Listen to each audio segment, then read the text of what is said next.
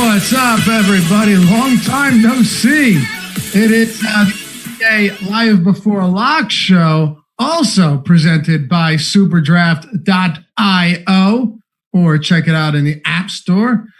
Giving away $1,500 to first place today in their NBA jump shot contest. Very attainable wins over there. Like, you can actually win some good money without competing against 100, 200,000 other entries. $8,000 jump shot, $1,500 the first. Use that promo code Awesemo10, AWESEMO10, all one word. Get $10 free in super cash injected straight into your account when you deposit $10 or more. Or if you're feeling frisky, you want $20 free in super cash, deposit $100 or more. It's the multiplier mode, no salaries. You know what it is. If you don't, check it out. Very cool format. It's different than the others, but they didn't try and reinvent the wheel and fall flat on their face. No, they did a fantastic job, as a matter of fact. While you can play everybody, you don't want to just play all the top tier guys, especially on a day like this where you're going to have 1.9, 2x multipliers going for huge games, because there is an insane amount of players sitting out with only 4 days to go left in this bubble. I'm Dave Loughran. With me, Adam Scherer. By the way, you can download it in the App Store, search SuperDraft, or go to SuperDraft.io. Promo is Awesemo10, AWESEMO10, all one word. Get that free money today. Adam, just an incredible amount of news we're waiting on. We got the starting lineup for Orlando. That's about it, though. Brooklyn's got like 9 players. It looks like the 76ers are liable to sit everybody in their starting lineup, not named Shake Milton, plus Al Horford. We're just scratching the surface here. James Harden and Eric Gordon are out. It's going to be a wild one. Oh, and the New Orleans Pelicans are pretty much resting everyone not named Lonzo Ball. Yeah, and also keep in mind the last 2 games chronologically on the slate, both teams have nothing to play for. The Pelicans are one of those teams, but it's another slate where you're going to get a lot of news throughout the day. I mentioned it on the show yesterday, and then I messed up and didn't do it myself, but it ended up being good advice to, make sure you're trying to leave spots open so you can late swap later, because that's where the biggest edge on these slates is going to be. It's not in, nobody 7 hours in advance is going to be very good at projecting exactly what's going to happen, but leaving yourself the flexibility to take advantage of it when everyone else is not paying attention anymore and out doing things is where you can make your money. So, keep that in mind as you're making lineups. So we went game by game on the strategy show. Suppose we could do that, but I think it might be a better idea to jump into these specific spots, because it's a really weird one. So let's jump around a little bit, but start with Orlando, because they have we have a starting lineup. It's no different than it was last time out. What is it? Augustine, Awandu, Ennis, Clark, and Vooch. I don't know how many minutes Nikola Vucevic is going to get. But, Sal joined me on the strategy show. I'm going to throw a lot of this over to you, since most of what I wanted to say has already been said. But, hey, we're up against it, man. We got a ton of sports happening right now. We're doing our best to cover it all and make sure we get you slates or content right before lock. Check out the ownership projections, all the articles, lineup builder on the site as well. If you haven't done that, if you haven't signed up yet, go to awesemo.com/join today. So with the Orlando Magic, Terrence Ross is also out, joining Evan Fournier, joining Aaron Gordon and Michael Carter-Williams on the sideline. They are, to some extent, very limited in what they can do with their backcourt. They might be forced to play normal wings at the point guard position, or at least Markelle Fultz and DJ Augustine see a lot of overlapping minutes today. I'm not sure how that's going to work with Steve Clifford otherwise. Yeah, I think Orlando's one of the teams. They're one of the teams that scares me, because it's a good matchup against Brooklyn, and they have guys that obviously can produce like Vooch at a high clip, but they're not playing for anything. They are the 8 seed. They're not falling out of it. Yeah. They're not moving up to 7.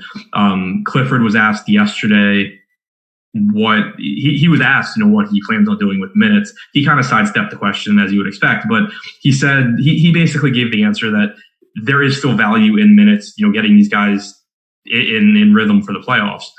To me, that doesn't scream, I'm playing my guys 36 minutes today.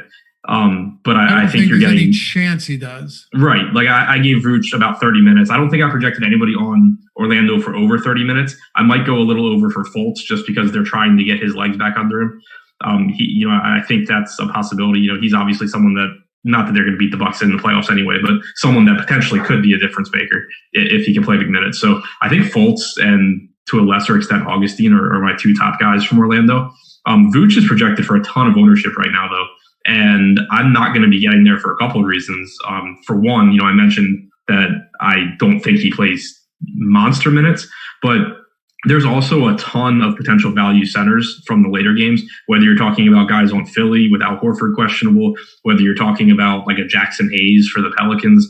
There's a lot, Alex Len from Sacramento, Giles from Sacramento. There's a lot of really, really cheap centers that will become better plays throughout the day. I don't want to use a center spot on Vooch, especially a popular Vooch, without having news later. Yeah, and we'll do our best to take your questions throughout the show if you want to throw them in the chat. Do our best to keep an eye on that. We're trying to make sure we get everything in here to help you guys obviously build the best lineups you can heading up to this 1 p.m. lock. Vooch right now projected for a lot of ownership, as you mentioned. Timothy Luwawu-Cabarrot on the other side as well, getting quite a bit, along with Chris Chiozza and Rodiance Kurus. This Brooklyn team is very limited, right? And Jacques Vaughn doesn't have a lot of outs when it comes to how many guys he wants to play, because he's going to have to play who he's got. Because Karis LeVert is out, Joe Harris out, Garrett Temple, Jamal Crawford, who played 15 minutes in a game. Jared Allen is also out. So you're going to be forced to, and by the way, Mo Bamba's out for Orlando. It doesn't seem significant at all, but I was, what's up? Mo Bamba. Yeah, what'd I say? Boban. No, I didn't.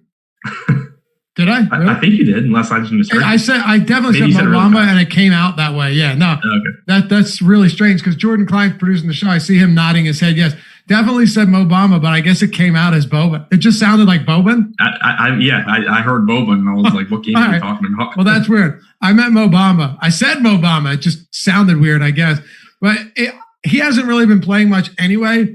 But it's just one less player that Clifford has the opportunity to run out there. So I don't know. Maybe Vooch does get a little bit extra run than he would have if Bamba was if Bamba was active, but probably not. Anyway, with Brooklyn, you have to anticipate a lot of these guys getting quite a bit of minutes with the amount of players that won't be active today in a meaningless game for both the Nets and the Magic.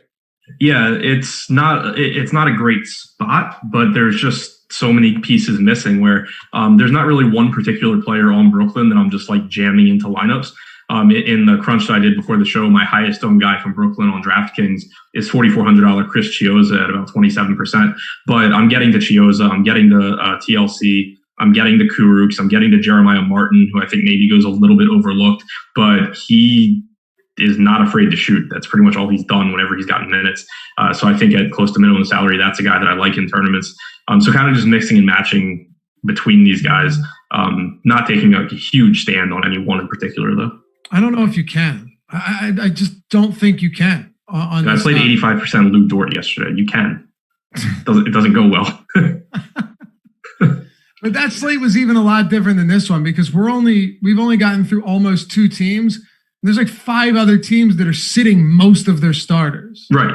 Yeah, it's definitely, we mentioned it on one prior slate that I thought it really gave you an advantage if whatever tournaments you're playing, if you're playing the maximum number of entries, even more so than usual. This is another one of them just because, good luck if you're trying to build 3 lineups and I get to build 150 and you're guessing which of these guys, has the best game. Yeah. And I guess there's some appeal to knowing that as that game tips off, we're going to have more information than other games, but it also can put you in a huge hole, Adam, if, you're all right, well, I have good information on Orlando. I have good information on Brooklyn because it's a 1 p.m. start time. The news is going to come in. We already have Orlando. We'll get Brooklyn.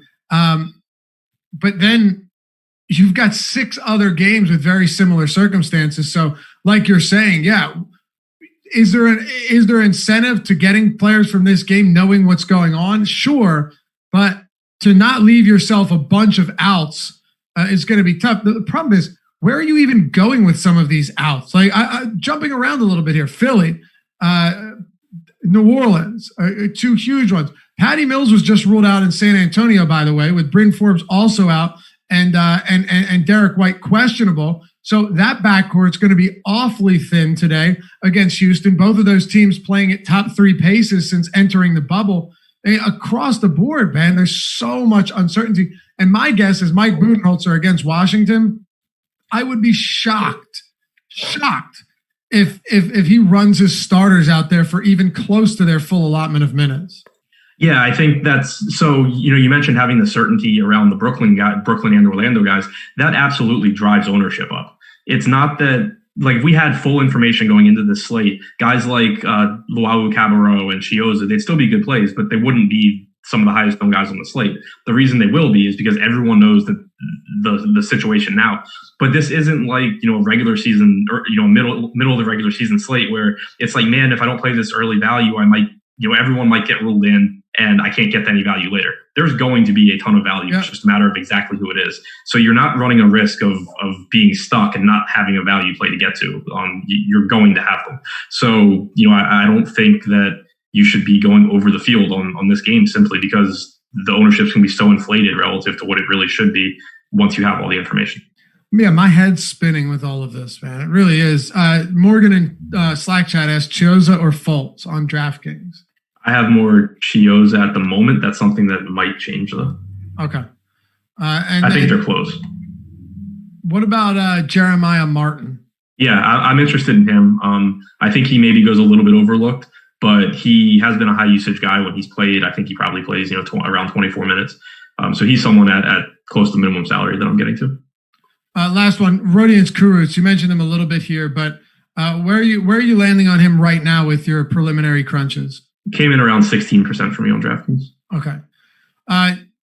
Yeah, I just mentioned Patty Mills is out. I know he wasn't really playing, but I thought this would be a game where Pop would throw him in for a little bit, maybe give him 15, 20 minutes because they're going to be undoubtedly limited here. You've got DeJounte Murray. Derek White still remains questionable. Patty Mills is out. Bryn Forbes is out. You're going to be forced to play some of these wings in the backcourt, Adam. I don't really see any other options outside of that, especially if Derek Williams sits. Or sorry, Derek White. Yeah, I have Derek White in for right now, but even if he's in, the Spurs end up not being a team that has a ton of value, but there's plenty of other ones. If he's out, then you're talking more minutes for Bellinelli, probably more minutes for Lonnie Walker and Keldon Johnson. Do you have interest in the Spurs team right now, knowing that this game projected to be close? I just mentioned Spurs are playing at the third fastest pace in the league since this restart happened. We're about a week and a half into it, almost 2 weeks, as a matter of fact, into it. They're 1-point favorites now over the Houston Rockets. 1-point favorites, and the total over the last couple of hours since I did the strategy show, the total in this game, I said when it was at 234 that we should be hitting the over on that on the strategy show. It's up to 238.5. Yeah, and San Antonio is one of the teams on the slate that does still have something to play for. They haven't been eliminated from the play-in game yet. It's extremely unlikely that they get it, but they haven't been eliminated yet. So you can feel a little bit more confident about their minutes than some of these other teams. Really fast-paced game, like you said. I think that obviously a lot depends on the Derek White news. If he's in, I have some interest in pretty much all the main guys on San Antonio, but none of them would be primary guys for me. If he's out, you should get a little bit more usage for DeJounte Murray, for DeMar DeRozan, potentially a couple more minutes as well. So they would look a little bit better. Okay. Do you have any other interest on the Spurs? It feels like you're kind of, not super enthusiastic about them, despite the insane amount of points expected to be scored in this one. Yeah, I think it's the pricing on DraftKings just mostly where I think it should be. Rudy Gay, I could see getting some extra run here because of the small ball lineups for Houston, but he's already up to 5,800 on DraftKings. So he's kind of already priced for it. Russell Westbrook's $9,300 on DraftKings. It's a pretty insane price point. FanDuel and SuperDraft aren't starting until the 4:30 game, so keep that in mind. 5-game slate. DraftKings is a 7-game slate. If you're concerned about not getting news and you feel more comfortable otherwise, check out SuperDraft, check out FanDuel. They'll make it a little bit easier for you to kind of compact all of this news within a few hours span. But Yeah, Russell Westbrook, $9,300, Adam. It's a pretty insane price point given that Harden's out and he has a 42% usage rate with no Harden and no Eric Gordon on the season. You could do it with Clint Capella off too, but I think getting more minutes without Harden and Eric Gordon as a sample is pretty helpful. 50+% assist rate, 1.71 DraftKings points per minute. It's the lowest you'll ever see Russell Westbrook priced with James Harden out. I can tell you that much. Yeah, pretty crazy that he's this cheap. And obviously the Rockets aren't really playing for anything now. I don't think they care too much about their seeding, but Westbrook is already expected to sit tomorrow in the second half of the back-to-back. So I'm fully expecting him to play at least close to his normal minutes. So I have him in for 32 right now. I have him projected for over. What'd you say? I have him at 35. Yeah, I'm getting enough of him at 32. It doesn't matter. Yeah, he's still in almost all my lineups at 9,300. But yeah, it's not like it would be surprising if he plays more than that. D'Antoni typically runs his guys that he plays full minutes and then just rests them when he wants to rest them. So I think that Westbrook is clearly the top play on the slate. On the slate, you said? Yeah, he's 9,300 without Harden. And I know, it's insane. Should play full minutes. You're right. 238.5 total, super fast paced game, 9,300, 40+% usage guy. Even if Westbrook plays 29 minutes, you're probably not disappointed with his production. That's where we're at here. What about the rest of Houston, though? Austin Rivers posted a career high 41 points last time out, 60 fantasy points, came out of nowhere, shot 14 for 20 from the field, 6 for 11 from long range, had an insane game in 33 minutes. Ben McLemore played well. Robert Covington got a lot of deflections, shot 5 for 10, 12, 13, double-double. There were a few guys that really had big games. James Harden was actually the one who, wasn't really needed all that much and still had 60 fantasy points. So he's out. Westbrook's in. Replace one for the other. What are your thoughts on the peripheral scores for the secondary options outside of Westbrook? I think they should be good values here. I mean, you should get around 28 to 30 minutes from guys like Rivers and McLemore. Obviously, you're not expecting Rivers to shoot 14 for 20 again, but it's not like there's any high usage guys on this team beyond Russell Westbrook. So Rivers should still get his shots up, and McLemore to a lesser extent as well. He's a little bit more expensive. Right now, we have Austin Rivers projected for basically no ownership, which I think will change as we get closer to lock. But still, I don't think he's significantly different, than someone like Chris Chiozza, who's projected for a bunch of ownership. So I'm getting to a lot of Rivers, getting to less McLemore since he is more expensive. But Rivers in particular, I think looks like a really good value. Brandon R just super chatted us $20, said hit another 45,000 because of you, Laffy, up around 200K since October because of the Awesemo team. You guys have changed my life.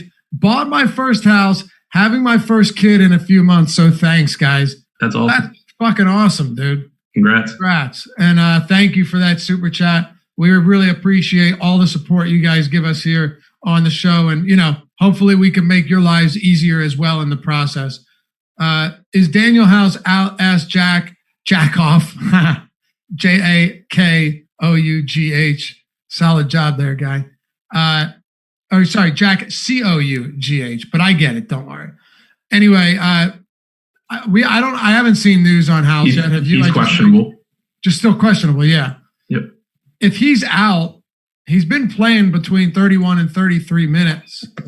What do you expect to see here? Just like, is Damari Carroll even in the bubble? That's actually a really good question. I do not know the answer. I don't know. I honestly don't know. I apologize, guys. I'm not certain whether or not he is. I mean, I think you would get more minutes from Jeff Green. I think you would get more minutes probably from like Michael Frazier. Chris Clemens gets in the rotation. Mbah Mute's there as well. Yeah, Mbah Mute's there. He's definitely there. So they can mix things up quite a bit. I would say the biggest beneficiary ends up being Jeff Green, though. And they have Bruno Caboclo as well. Okay. By the way, Jeff Green only center eligible on DraftKings. Yeah, which makes it really tough to get to him, obviously. He's played kind of decent basketball, but yeah, I don't see the Daniel House thing being a huge deal because they actually do have a decent amount of bodies to fill in there. Do you want to talk Phoenix and Philly here? Yeah, that's going to be a fun one. Yeah, I don't want to, but we're going to. Simmons is out for the year, subluxation in the left kneecap. had no idea what that was until I looked it up. You Google pictures or just the definition? What's up? Did you like Google pictures or just the definition?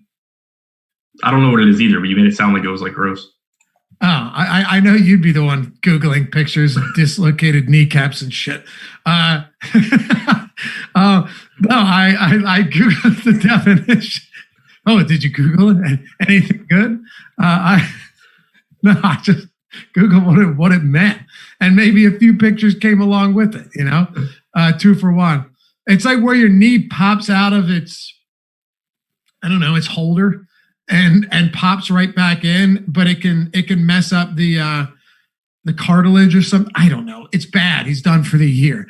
And then Al Horford's questionable. Tobias Harris is questionable. Josh Richardson, who had his first game since 2020, had a huge 34-point game, almost beat the Blazers, mega shorthanded. He's out as well.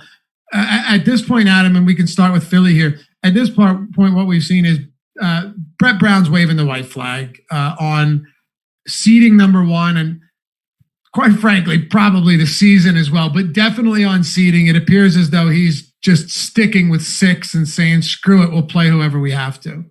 Yeah. So I want to double back real quick to the Fultz-Chiozza question. I had Fultz underprojected. I'm getting more Fultz than Chiozza. Okay. I only had Fultz at 28 minutes. I went ahead and bumped him to 30. Kathy Cooper, that was very sweet of you. Thank you. Go ahead. Yeah, I mean, as far as Philadelphia goes, we're waiting on Harris and Horford news.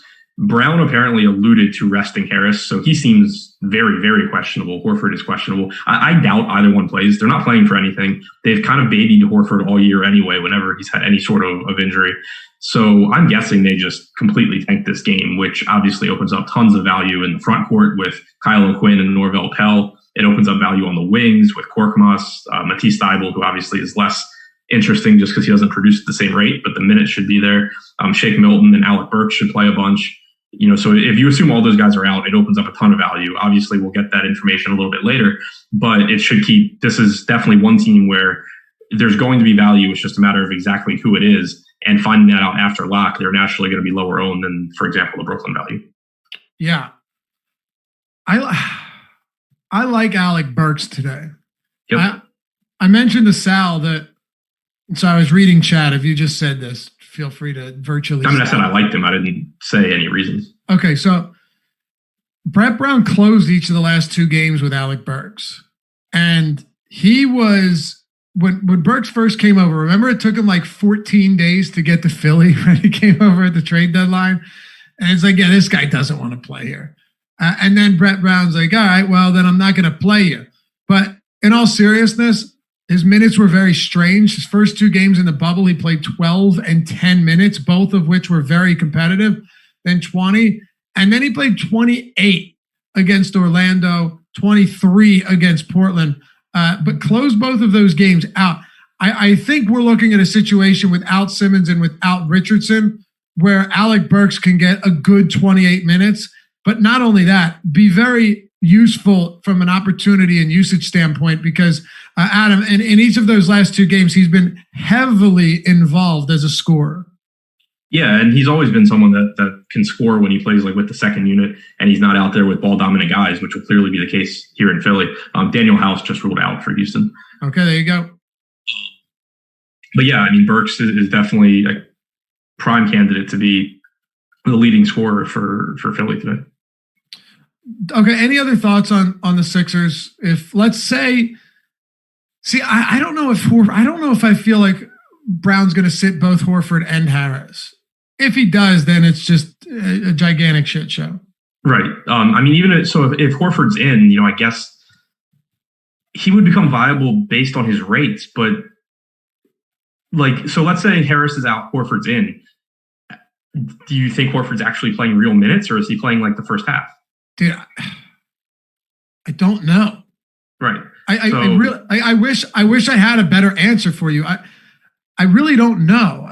I'm going to say he probably plays like 25, 20. That's what my guess would be too. So he's still on this particular slate, not going to be that appealing because it's just such a stars and scrubs setup. Right. So Horford would have the biggest effect on, obviously you wouldn't be expecting 20 minutes from both of O'Quinn and Pell if Horford plays. if Horford's out, then I am. I'm still not playing them together, but they both become interesting values. And you would cut down on minutes a little bit, I guess, for like Thibault, but not even really that much. It would mostly just be the center minutes. If Horford plays, that you have to cut back a little bit. Butto Jenkins, solid. Would you guys lock Vooch in and get a center in the later game? No, I'm worried that Vooch doesn't get his full run anyway. So I right now have zero Vooch, which scares me because he can destroy this matchup for sure. But I think there's just more value in finding out what centers are available later. I'm with you. Yeah, Horford to me has already shot and played so poorly that I don't really feel like taking shots on whether or not he's going to be good. Legend of Z says, Kyle O'Quinn, what's your projections? He has been the most difficult guy on this team to project because we've had instances where the Sixers have been very shorthanded. Adam and Kyle O'Quinn still hasn't played. So I'm assuming he gets some minutes, but I honestly, we probably are on different pages here. Even if Horford's out, I'm probably not giving O'Quinn more than 20 minutes. I have him at 20. I have him and Pell both at 20. Okay. Well, then we are on the same page. Okay. 20 minutes from O'Quinn is fine. Is it good on a 7-game slate with a wealth of value, though? I think it's good. Like, I have a ton of guys that are minimum salary projecting in that like 22 to 24 DraftKings point range.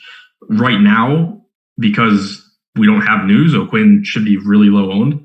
And so that's making him get into a lot of lineups for me. Same goes for Pell. But again, it's just, I'll as information comes out, I'll be kind of just optimizing my lineups because I know that I'm going to have an edge over the field that doesn't late swap at that point. But for now, it's just I'm getting a bunch of O'Quinn because he's going to be lower owned.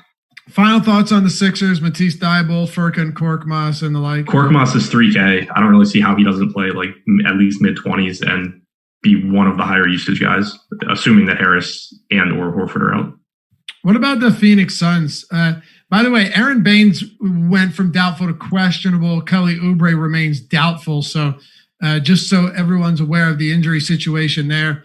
Phoenix Suns could go 7-0 in the bubble today. They likely will. They're monster favorites against the shorthanded 76ers. -10 now. So this was 7.5 earlier.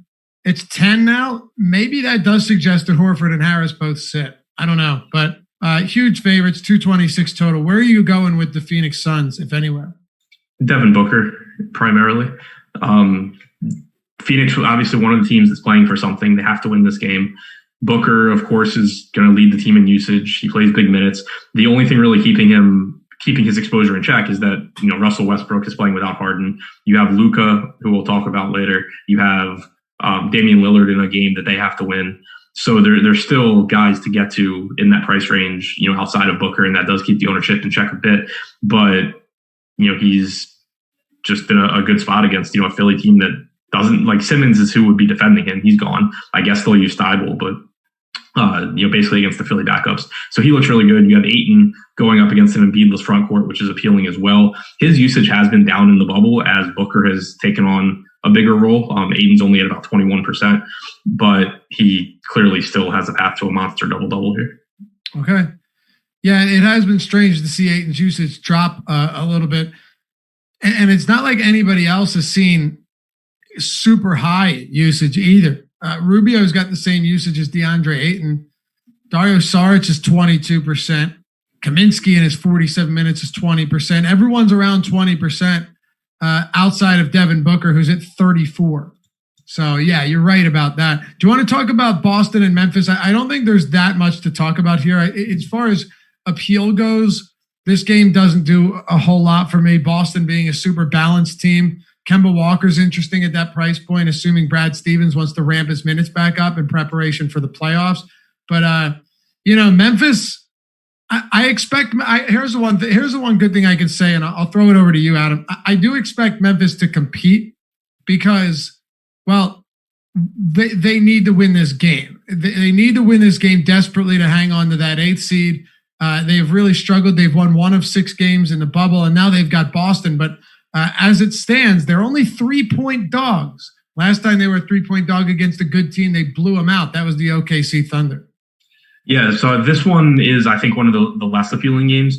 Memphis does need to win this game, like you said. I'm expecting huge minutes for John Morant, but his salary is up to $8,300, which when you compare him to, Devin Booker, Dame Lillard, and Westbrook's salaries, he doesn't really compare favorably. And then you have a lot of cheap guards that you can go to as well, whether it's Fultz or all the value from Brooklyn or all the value from the Rockets or whoever. So I think it's tough to get to Morant.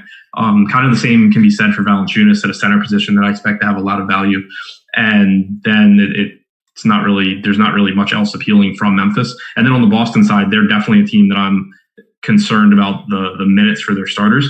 We haven't gotten news about anyone resting, but it would be shocking if you got like 36 minutes from Tatum in a game that means absolutely nothing. So I think it's more likely you get that 30, around 32 minutes or something like that, which on this particular slate makes it difficult to get to those guys. So I think out of all the games, this is probably the one I have the least exposure to. Stop spreading news if it's not confirmed in chat. Come on. None of that. It helps nobody. I think so. Wait, hold on a second. Let me pull something up here. So unless I McLemore's not out, right? No. What are you talking about, man? He say McLemore's already been ruled out. Daniel House is out. McLemore is not out, and now everybody. No, he's not. He's not out. Stop. Helps nobody. All right. Let me do something here. Let me put this dude. Put your ass in a timeout, son. All right. So, what else are you doing with the Boston Memphis game? Let me get back on track here. Basically nothing. Okay. Yeah, I'm not either. How much do you think you'll have Kemba Walker? Like a decent amount, a little bit, none of him? In the crunch that I most recently did, I had, and this is on DraftKings, none. Okay. None? All right. None. It looks like I have one Jason Tatum lineup, and that might be my only Celtic. All right. Fair enough. Let's talk about Portland and Dallas then. We got about 19 minutes to go here. If you're playing on FanDuel or SuperDraft, well, you're in better shape. You got plenty of time to go. 1 p.m. lock on DraftKings. They've got the Houston, San Antonio, and Brooklyn, Orlando game. Luka Doncic and Kristaps Porzingis are both off the injury report, so we're good to go there. As it stands, they're 3-point dogs to a Portland team that desperately needs this win as well. They sit a half game behind Memphis. Phoenix sits 1 game behind Memphis. It's going to be an all-out sprint to the finish line there. And, well, Portland's got their hands full. But with Damian Lillard, he is going to – I mentioned this with Sal in the morning. We know that Terry Stotts is going to give this guy 40 minutes. Hell, he might play more than 40 minutes today in another must-win game. We know McCollum's going to play close to 40. We know Nurkic, if he's not in foul trouble, is going to play between 33 and 35. The great thing about this team is you know exactly what you're getting from a minutes perspective. Yeah, this is, to me, the most appealing game on the slate because it's the only game where it matters to both teams, at least to some extent. Must-win game for Portland. Dallas, you wouldn't know it. Yesterday was really weird because them and Utah were playing each other and they both rested players. But Dallas, if they win out and Utah loses their final game, Dallas leapfrogs Utah for the 6th seed to play the Nuggets instead of the Clippers. So my assumption is that Rick Carlisle didn't want his stars playing on both ends of a back-to-back, but that they're going to play play normal minutes tonight. So this is the game that I'm getting tons of. I am pairing Luka and Doncic a ton. Porzingis is so underpriced that I don't really care about pairing them or pairing him with anyone. I'm just going to roster a lot. But I love just pairing Lillard and Luka and hoping that this is a game that goes down to the wire. 240 total, 3-point spread last time I refreshed it. So absolutely love this game and pretty tight, obviously very tight rotation for Portland. Less so for Dallas, but you know where the scoring is coming from with Luka and Porzingis. Yeah, and somebody asked in chat, does this game mean anything to Dallas? Well, I guess it depends on who them and Rick Carlisle want to play. As it stands now, they've got the Clippers, but they could move into the 6th seed and avoid playing the Clippers in the first round and get the Nuggets. It's actually, they're a game and a half behind the Thunder. If the Thunder lost each of their last two games and the Mavs won them, they could move up to the 5th seed. But I don't know what type of motivation they have to do that. But yes, this is not a pointless game in that, yes, they can move up 1 or 2 seeds and get out of the matchup with the Clippers. So Ouija asks, how do you get in the Slack chat?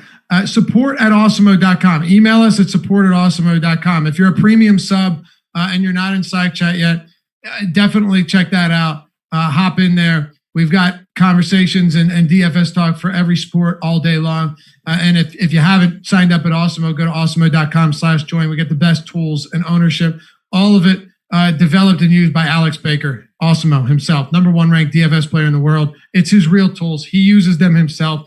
And as you saw earlier, somebody just bought a house because of his Awesemo sub. I don't want to take all the credit at Awesemo. I'm sure he's made good life decisions and is a smart man. But, people have had a ton of success signing up at Awesemo and using our tools. And you'll see it in the testimonials and in the screenshots every day. So go to awesemo.com/join. You can check it out, by the way. If you wanted to get a weekly pass, I always suggest the monthly pass. I think it's the best bang for your buck. All access across the board. Fantasy Cruncher is an add-on, but every single other sport, you get all of the premium access, everything behind the paywall. If you do the all access Awesemo Plus monthly.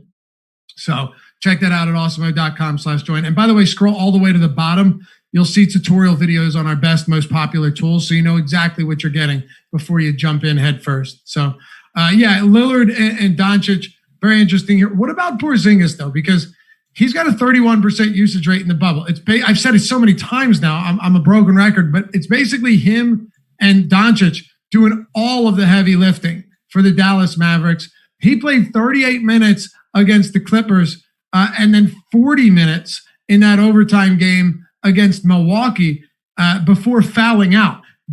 Porzingis is playing monster minutes right now. And let me put it in context for you real quickly, Adam. If it were between $8,600 Vooch and $8,200 Porzingis, I'm going Porzingis on this slate, having much more confidence that he gets more minutes, especially after sitting out in the first end of a back-to-back. What are your thoughts? Yeah, I'm right there with you. Like I said, I expect this to be a game where Dallas plays their normal minutes. And the production, while the rotation is not real tight for Dallas, the production is basically 2 guys. You mentioned Porzingis' usage rate being up. Lucas is down a little bit, but he's still been scoring, still been great. You talked about his touches and his drives per game still. So I love Porzingis. I don't really know how he's $8,200 on DraftKings. Crazy. The price tag's dropped like $800 over the last 2 games. So really, really love both of those guys. Anything else from either side of this one? No, I don't think so. I think it's the most appealing game for me in terms of like mini game stacks. All right, I'm going to hand the mic over to you for this next one. There's no reason for us to go back and forth. One quick, succinct breakdown I think will be the most helpful. We still have some time with 2 games to go. We can take some of your questions for sure a little bit later. But go ahead and tell me how you envision Alvin Gentry running this New Orleans rotation today with Zion Williamson out, Brandon Ingram out, Drew Holiday out, down 3 of their top guys, and now you're left with like Lonzo Ball. My assumption is a limited Derek Favors, but I'll toss it over to you to talk about guys like Alexander Walker and Frank Jackson and the like. Yeah, it's the same assumption I made. I'm not treating this like we're getting full minutes for any of the regulars. I don't think I projected anyone for 30 minutes here. I have Lonzo at 28 minutes. I have Favors at 24, Redick at 26, Hart at 28. Yeah, I didn't go above 28 minutes for anyone. And so what that does is it obviously, while Favors rates are really good without Ingram or Zion on the floor, and he is cheap, it's just really difficult to trust the minutes there. I do have some interest in taking, in large field tournaments, taking a shot on a minimum salary Jackson Hayes. You kind of think about what the Pels can still get out of this bubble, and they still get the opportunity to have their young guys play some NBA minutes. There's no real reason why they wouldn't want Jackson Hayes to play minutes here that I can think of. And he's $3,400, should have virtually no ownership, you would assume. So I think that's a pretty interesting spot to go to as a low-end guy in tournaments. Same really can be said for Nickeil Alexander-Walker and for Frank Jackson, both basically minimum salary as well. Yeah, somebody asked if there are any good punts under 3,400. All of them. Take your pick, fella. Yeah, I mean, if there was ever a day where you could close your eyes and pick someone under 3,400 and expect them to actually get minutes, this is probably it. If they're 3,400, they probably aren't actually good players. And if you're not actually a good player, you're probably playing big minutes today. Exactly. You're probably getting good fantasy totals or at least good opportunity. So just to put a bow on the New Orleans Pelicans, who would you say your favorite options were from there? If you really like anyone at all. It's kind of like Brooklyn for me, where I'm just kind of throwing darts at different spots. Josh Hart, at 4,100 and Redick at 4,300, I expect to be good values. And then obviously I don't want to have like a huge percentage of my money in anyone like Alexander Walker or Hayes, but it's very easy to see how they end up being like a tournament winning play. All right. On the other side of this, you've got the Kings. They've been eliminated. They have not played great. De'Aaron Fox is out, and with that shoulder, you're beginning to see these teams just pretty much completely take their foot off the brake or off the gas and slam on the brakes. Rashawn Holmes also out. Kent Bazemore, for what it's worth, he is out. So, do you have interest? We did have a question about somebody like Bogdan Bogdanovic earlier and his minutes that he's been getting. Is there an assumption here that he continues to play a lot of minutes today? And I don't know. I'll ask you the exact same question. What's Luke Walton doing with the rotation? Corey Joseph is the furthest thing from a good value play. Even on a slate like this, doesn't matter how many minutes the guy gets. He's just wildly unappealing almost all of the time. Cue the 50 fantasy point game. Yeah, I was going to say, I don't know what Luke Walton's doing with his rotation in games that he actually wants to win. So I have no idea here. But my assumption with a team like this is, one, obviously you're going to be late swapping based on what the Kings do because we don't really know what the lineup's going to look like. But two, I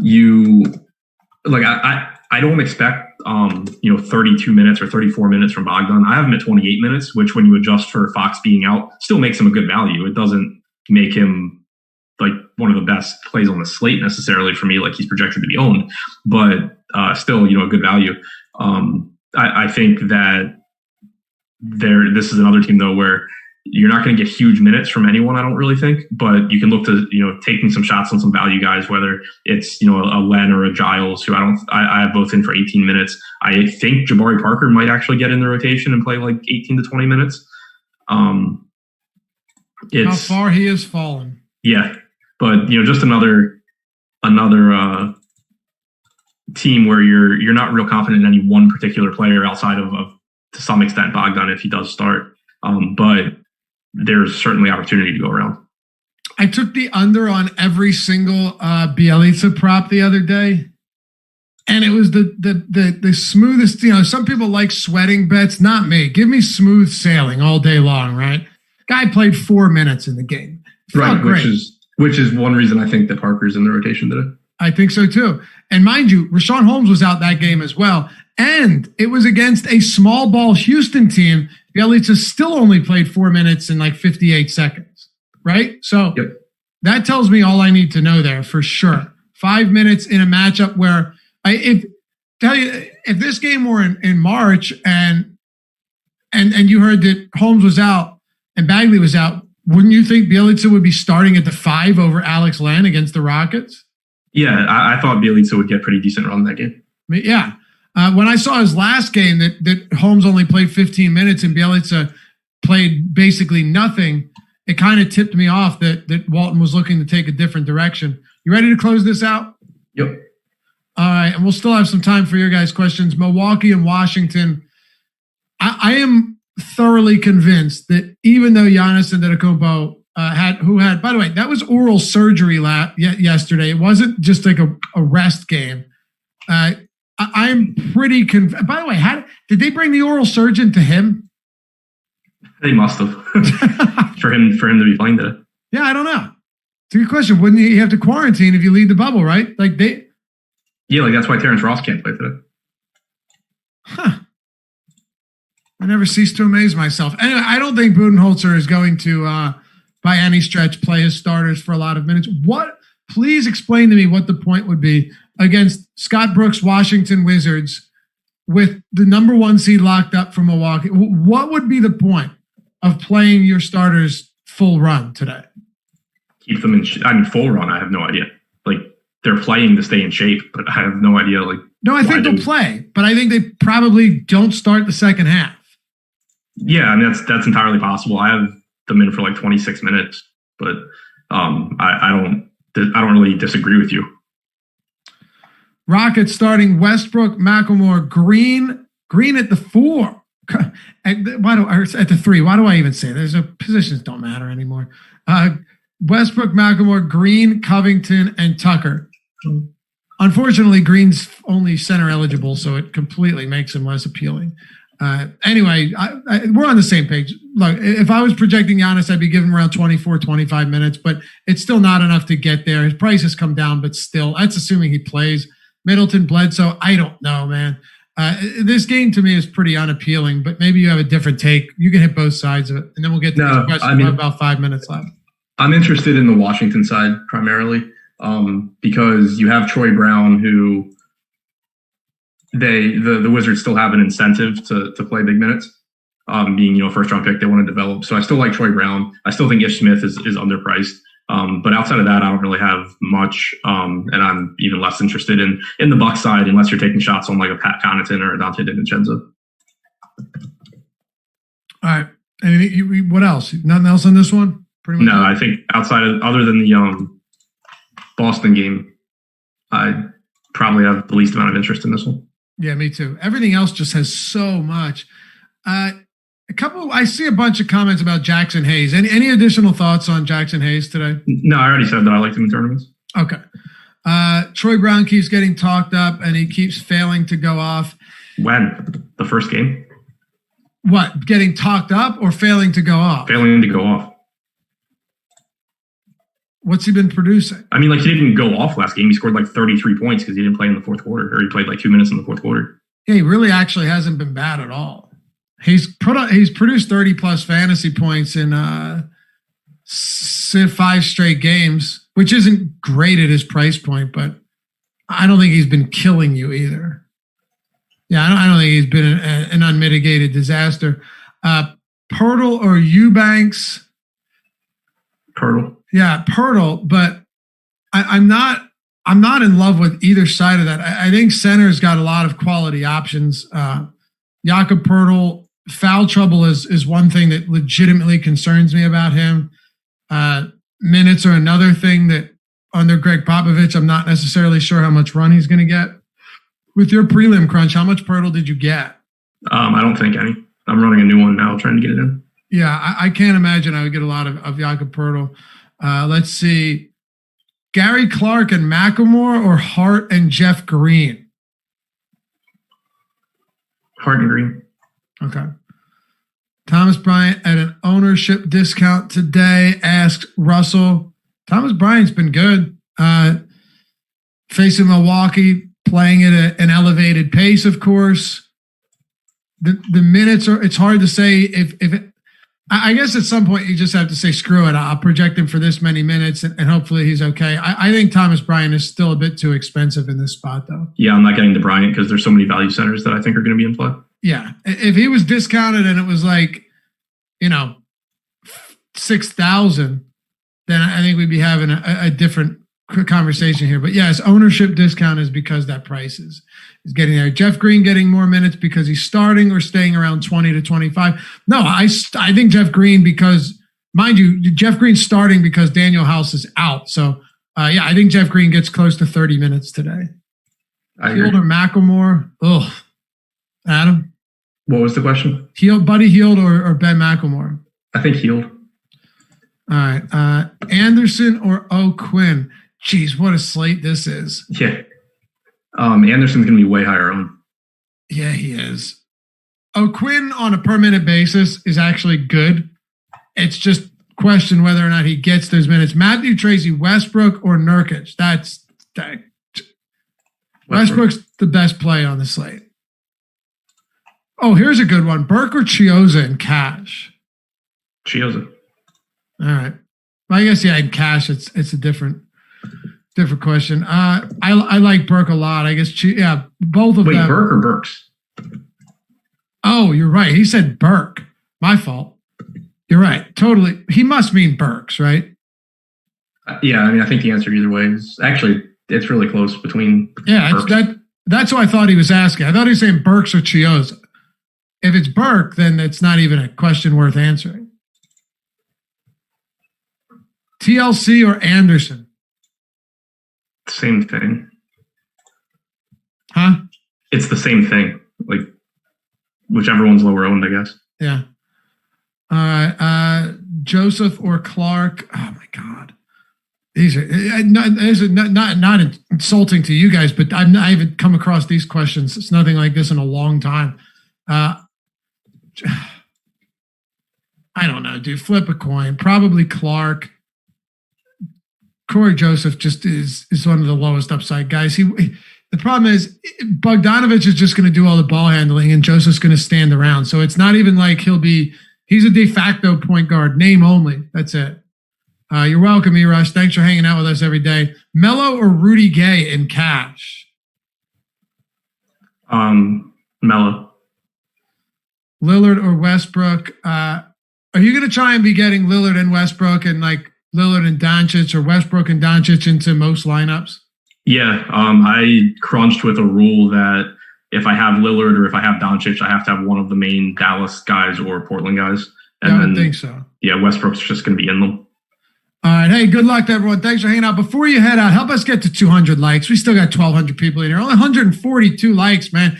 Do us that service. It's the simplest and easiest way you can help support us here on the channel at awesemo.com as well. Thanks for hanging out. We'll see you back here tomorrow, bright and early on the Awesemo NBA Strategy Show and then MLB Strategy Show, NBA Live Before Lock. We got NHL, we got PGA, UFC, everything coming down the pike.